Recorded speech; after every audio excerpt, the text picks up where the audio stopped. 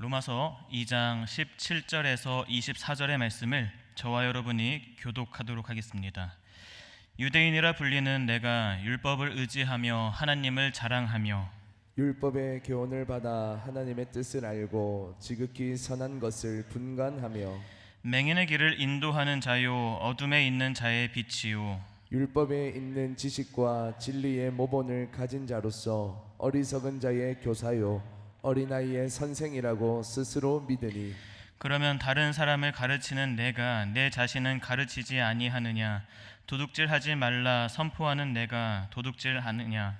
간음하지 말라 말하는 내가 간음하느냐 우상을 가증히 여기는 내가 신전 물건을 도둑질하느냐 율법을 자랑하는 내가 율법을 범함으로 하나님을 욕되게 하느냐?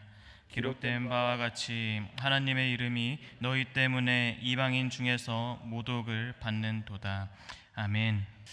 오늘 수요 예배 가운데 나오신 성도님들 삶 가운데 말씀의 능력과 열매가 가득하기를 간절히 소망합니다. 오늘 먼저 아주 솔직한 누군가의 기도로 시작하려고 합니다. 누군가가 이런 기도를 드렸습니다. 저에게 순결함과 절제를 허락하소서. 그러나 지금은 아닙니다. 라고 기도를 했다고 합니다. 이 기도를 드린 사람은 신앙생활을 하면 한 번쯤은 들어봤을 만한 아우구스티누스의 고백입니다. 성 어거스티나라고 불리는 이 훌륭한 신학자, 그 사람이 이렇게 고백을 한 것입니다. 하나님, 순결함과 절제함을 제게 허락해 주세요. 그러나 지금은 아닙니다. 라고 말합니다. 이 아우구스티누스는 너무나 뛰어난 머리를 가지고 있었습니다. 이 사람은 어렸을 때부터 하나님의 진리, 또 기독교의 진리를 충분히 알고 있었습니다. 어머니 모니카의 무릎 아래서 그녀의 기도 가운데서 자랐고, 누가 하나님이신지, 하나님은 어떠한 분이신지 충분히 그는 알고 있었습니다. 그런데 그는 하나님을 너무나 잘 알고 기독교의 진리를 잘 알고 있었지만 그는 9년 동안 그 말씀으로 또 하나님 안에서 살아가진 않았습니다. 세상의 쾌락을 끊지 못하고 방탕한 생활을 계속해서 살았던 것입니다. 머리로는 하나님을 누구보다 잘 알고 있었지만 그의 삶에는 여전히 세상을 향해 또 쾌락을 향해 나아가고 있었던 것입니다. 그리고 마침내 밀라노의 한 정원에서 이 어거스틴은 다시 돌아서고 하나님 앞에 무릎을 꿇습니다. 그러면서 지나온 세월들을 돌아보면서 이렇게 고백을 하는 것입니다. 너무 늦게 당신을 사랑했습니다. 당신은 내 안에 계셨건만 나는 밖에서 당신을 찾았습니다. 라고 고백을 합니다. 하나님이 늦게 오신 것이 아니라 아우구스티누스 자신이 하나님께 늦게 갔다라는 것입니다.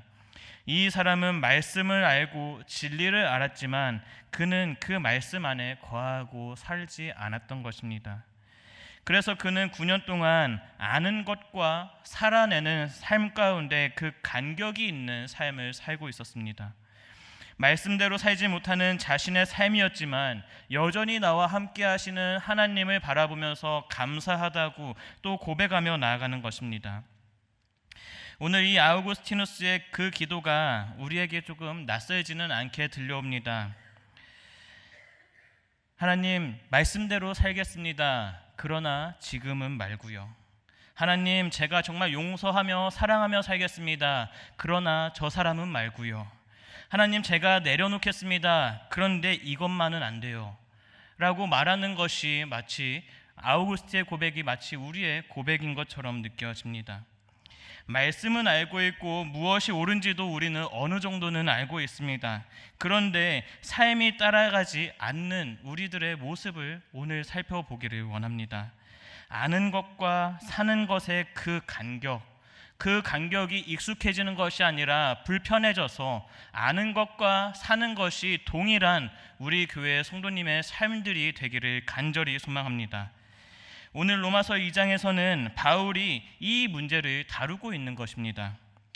오늘 본문을 먼저 보면 바울은 먼저 유대인들의 특권에 대해서 말하고 있습니다. 유대인들이 이 말씀에 대한 특권을 먼저 간단히 살펴보면은 17절에 유대인이라 불리는 내가 율법을 의지하며 하나님을 자랑하며 라고 말하고 있습니다. 유대인에게 율법은 단순한 도덕 규범이 아닙니다. 어렸을 때부터 그것을 딸딸딸 외우면서 살아가는 존재들입니다. 왜냐하면 이들에게 이 율법이라는 것, 이 말씀이라는 것은 하나님이 시내 산에서 불과 연기와 나팔 소리 가운데 자신들의 민족에게 직접 주신 말씀이었기 때문입니다. 이방인들이 갖지 못한 것을 유대인은 손에 쥐고 있었고 그것이 이들의 자부심이었습니다. 또 18절에는 하나님의 뜻을 알고 지극히 선한 것을 분간한다고 말하고 있습니다. 그들은 그들 스스로 하나님이 무엇을 원하시는지 무엇을 바라시는지 알고 있다고 말합니다.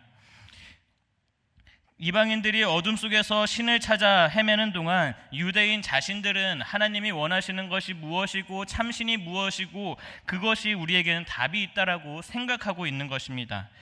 또 19절 20절에 보면은 이들은 맹인의 길을 인도하는 자였고 어둠에 있는 자의 빛이었고 율법에 있는 지식과 진리의 모범을 가진 자로서 어리석은 자의 교사요 어린아이의 선생이라고 스스로 믿었다라고 얘기를 합니다. 이들은 그 율법을 말씀을 가르치는 사람이었습니다. 자신 스스로 빛으로 그들을 인도한다고 얘기했습니다. 유대인 자신들이야말로 기준이 되는 사람이라고 말하고 있는 것입니다. 온갖 좋은 말로 자신들을 수식하면서 자신을 높이고 있는 것입니다. 이렇게 자신들이 그 말씀의 기준이 되다 보니까 다른 사람들은 어떻게 얘기하고 있습니까? 19절과 20절에 그 기준에 못 미치는 사람들은 이렇게 얘기하고 있습니다. 맹인, 어둠에 있는 자, 어리석은 자, 어린아이라고 얘기하면서 자기들은 뛰어난 사람, 말씀을 많이 알고 말씀 가운데 있는 사람이라고 얘기하면서 그렇지 못한 사람들은 비하하고 폄하하고 있는 것입니다. 그런데 오늘 바울은 이 앞에 말씀을 받은 유대인들의 특권에 대해서 얘기를 하지만 이 뒤에는 전환하면서 그들을 날카롭게 지적하고 있습니다. 우리 다 같이 21절과 22절을 함께 읽도록 하겠습니다. 시작. 그러면 다른 사람을 가르치는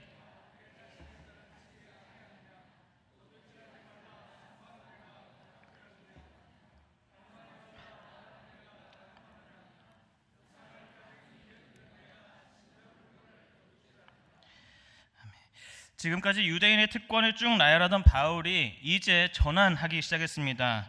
그러면 네 자신은 어떠하냐라는 것입니다. 너희가 말씀을 받은 민족이고 사람들을 가르치고 있고 너희들은 그렇게 특별한 사람이라고 얘기하고 있는데 너희들은 정말 이 말씀대로 잘 살아가고 있느냐라는 것입니다. 이 전환이 얼마나 날카로운지 이 유대인들을 더욱더 몰아치고 있는 것 같습니다. 도둑질하지 말라 선포하는 네가 도둑질하느냐? 간음하지 말라고 말하는 네가 간음하느냐? 이 사람들에게 도둑질과 간음하지 말라라는 것은 어렸을 때부터 너무나 잘 알고 외우던 말씀입니다.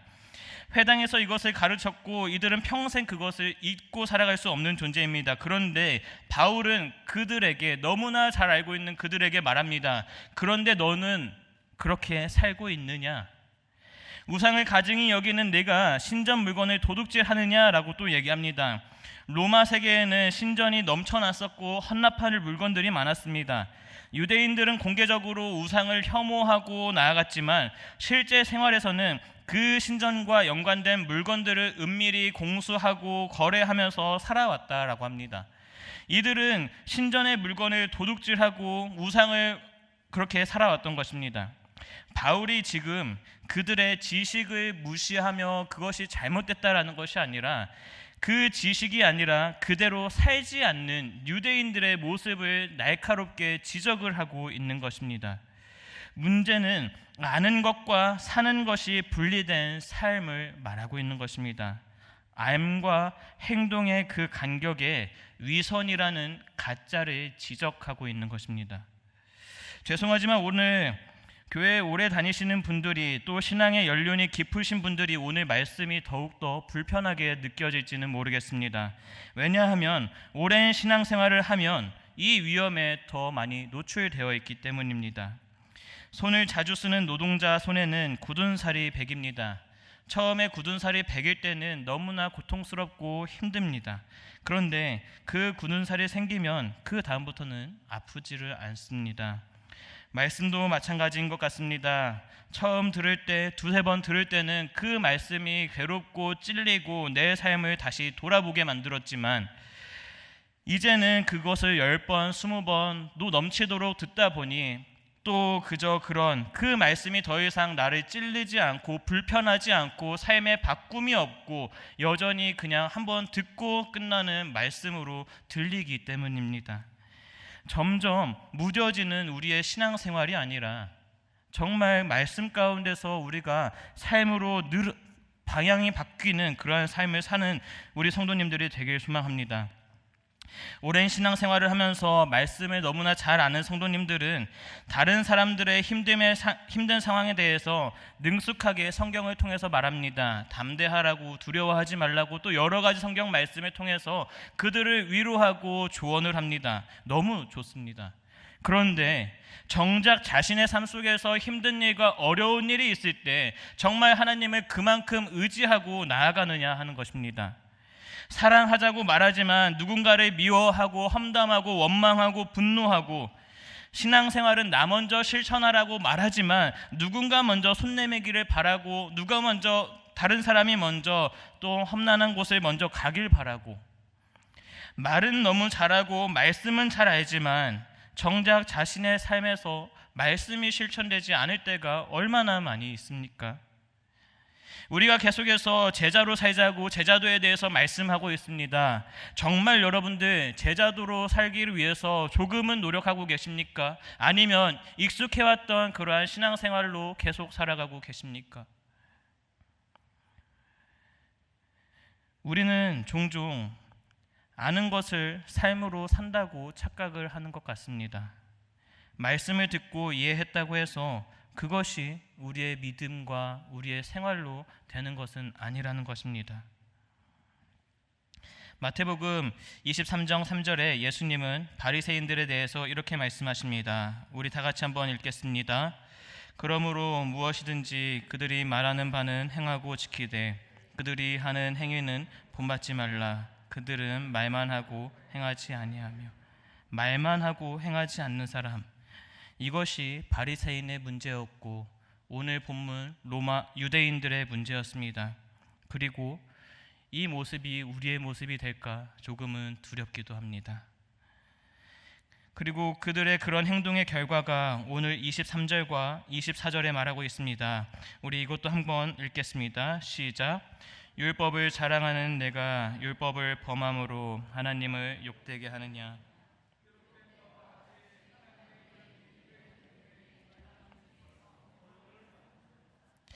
유대인들의 이러한 삶을 보면서 하나님이 욕을 먹고 하나님이 모독을 받고 있다고 말합니다.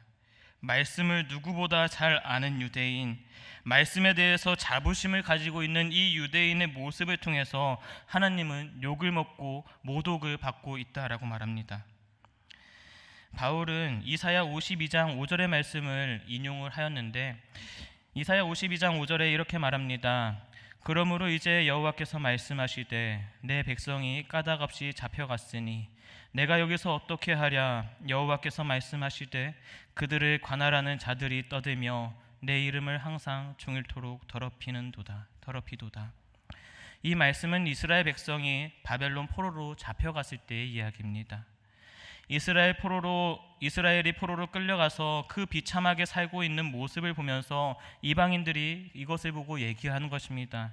저게 이스라엘의 하나님이 하신 일이냐? 저 하나님은 그 정도밖에 되지 않는 분이시냐라고 조롱하면서 모독을 하고 있는 것입니다. 거기에 하나님은 직접 말씀하십니다. 나의 이름이 나의 자녀들 때문에 이방인들에게 조롱거리가 되었다. 이 말 가운데 하나님의 안타까움과 하나님의 아픔이 보입니다. 바울은 지금 이 상황에 그 말씀을 적용하고 있는 것입니다. 전쟁에서 진 것도 아니고 포로로 잡혀간 것도 아니지만 하나님의 말씀 가운데 살아가지 않는 유대인들의 모습을 보면서 나의 이름이 이들을 통하여서 모독받고 있다라고 얘기를 하는 것입니다. 우리가 이것을 우리가 우리 삶 가운데 가져와 직면해야 하는 것입니다. 아는 것과 사는 것의 불일치는 단순히 개인의 위선으로 끝나지 않습니다. 우리의 신앙생활과 우리의 모습이 하나님의 이름에 영향을 끼친다라는 것입니다. 생각해 보십시오. 주변에 오래 교회 다닌 사람이 있습니다. 입으로는 사랑을 말하지만 또 십계명을 줄줄 외우고 예배는 모든 예배에 참석하지만 여전히 목소리는 크고 자신의 뜻을 굽히지 않고 사랑하는 모습을 보지 않는 사람들을 보면서 우리는 그 사람이 정말 믿는 사람인가 의심하기도 합니다. 또 밖에 있는 사람들은 그 모습을 보면서 믿는 사람이 저 정도밖에 되지 않느냐고 그 사람뿐만 아니라 교회와 하나님을 욕되게 하는 것입니다. 이것이 얼마나 불편한 이야기입니까? 저는 학교를 다닐 때 여러 가지 사고로 교무실에 불려가는 일이 조금 있었습니다. 그럴 때마다 듣는 소리가 있었는데 이 말입니다. 아버지가 목사님인데 너는 왜 그러냐라는 겁니다. 이게 정말 큰 상처입니다. 내가 잘못한 일로 인해서 아버지가 욕을 먹는 이 상황이 얼마나 자존심 상하는 일인지 아십니까? 너무나 기분이 나쁘고 너무나 자존심이 상하고 불쾌하였습니다. 저는 반성문 쓰고 맞는 것보다 이런 말이 더욱더 고통스러웠습니다. 이 일과 상관이 없는 아버지지만 내 잘못으로 인하여서 저희 아버지가 욕을 먹는 것입니다. 또 저뿐만 아니라 여기 있는 사람들도 예전에 이런 얘기가 있었습니다. 가정교육을 잘못 받아서 이러는 거 아니냐, 이런 얘기를 들어보시고 하셨던 적도 있었을 것입니다. 나의 행동으로 인해서 나만 끝나는 것이 아니라 나의 행동으로 인하여서 나의 가족, 더 나아가서 내가 너무나 사랑하는 하나님이 욕먹는 이 사실이 너무나 가슴 아프고 자존심 상하는 일입니다. 나를 끔찍하게 생각하셔서 나를 위해서 목숨까지도 내놓으신 그분이 왜 나의 잘못된 걸로, 나의 연약함으로 인하여서 왜 욕을 먹어야 하는지 알 수는 없지만 사람들은 우리의 삶을 보면서 하나님을 욕하거나 또 반대로 영광을 돌린다라는 것입니다. 사랑하는 성도님들, 우리의 삶을 통하여서 하나님이 모독과 욕을 먹는 것이 아니라 하나님이 영광을 받으셨으면 좋겠습니다. 저 사람을 보니까 정말 하나님이 살아계시는구나. 저 사람을 보니까 정말 하나님은 이 땅 가운데 계시구나. 저 사람을 보니까 정말 하나님을 믿는 사람은 저렇게 사랑을 하는구나 라고 말하는 성도님들의 삶이 되기를 간절히 소망합니다. 그래서 우리의 삶을 통하여서 모독이 아닌 영광으로 하나님을 높여드리는 우리 성도님들이 되길 소망합니다. 마지막으로 그러면 우리는 어떻게 살아야 하겠습니까? 우리 앞에서 계속 살펴봤지만 우리는 말씀을 실천하며 살아야 합니다. 야고보서 1장 22절의 말씀을 함께 읽겠습니다. 너희는 말씀을 행하는 자가 되고 듣기만 하여 자신을 속이는 자가 되지 말라. 듣기만 하고 행하지 않으면 자신을 속이는 것이라고 말합니다. 그래서 자신을 속이는 사람이 아니라 말씀을 행하여서 행하는 사람이 되라는 것입니다. 더 나아가서 제자에 대해서 아는 것이 아니라 제자로 살아가라는 것입니다. 오늘 바울이 비판하는 유대인들의 문제는 말씀을 알고 다른 사람들을 가르친다라는 것이 아니었습니다. 그 특권의식으로 남을 정죄하는 데 사용하지만 자신은 그 말씀대로 살지 않는 것을 비판하고 있는 것입니다. 그런데 바라기는 우리는 그 말씀이 다른 사람들의 어둠을 지적하고 정죄하며 나아가는 데 쓰이는 것이 아니라 그 말씀이 내 삶을 비추는 데 사용되고 그 말씀을 실천하며 나아가는 그러한 삶이 우리의 삶이 되기를 간절히 소망합니다. 그 말씀을 통하여서 내 안의 어둠, 말씀대로 살지 못하는 내 어둠, 내가 내려놓지 못하고 사랑하지 못하고 용서하지 못하는 그 어둠을 밝혀서 결단하며 그 말씀대로 순종하는 우리의 성도님들이 되어야 하는 것입니다. 이것은 단 한 번의 결단으로 되는 것이 아니라 매일매일의 삶의 결단과 선택 가운데 이루어져야만 하는 것입니다. 그것이 우리가 매일매일 짊어져야 할 십자가이고 제자도인 것입니다. 우리 한 가지 말씀을 마무리하면서 기억하기를 원합니다. 우리 앞에 있는 것을 한번 보시면서 한번 따라 읽기를 원합니다. 아는 만큼 살아야 합니다. 그리고 살지 못하는 만큼 은혜를 구해야 합니다. 우리 처음부터 다시 읽겠습니다. 같이 읽겠습니다. 아는 만큼 살아야 합니다. 그리고 살지 못하는 만큼 은혜를 구해야 합니다. 우리도 알고 있다라는 것이 우리가 잘 살고 있다라는 그러한 착각에서 벗어나 내가 말씀대로 살지 못하는 부분들을 하나님 조명하여서 하나씩 찾아내어서 말씀대로 살아가는 제자가 되기를 간절히 소망합니다. 말씀을 아는 자가 아니라 말씀대로 살아가는 여러분을 통하여서 하나님은 모독이 아니라 영광을 받으실 줄 믿습니다. 우리의 삶을 통해 하나님께 영광을 올려드리는 성도님들이 되시기를 간절히 축복합니다.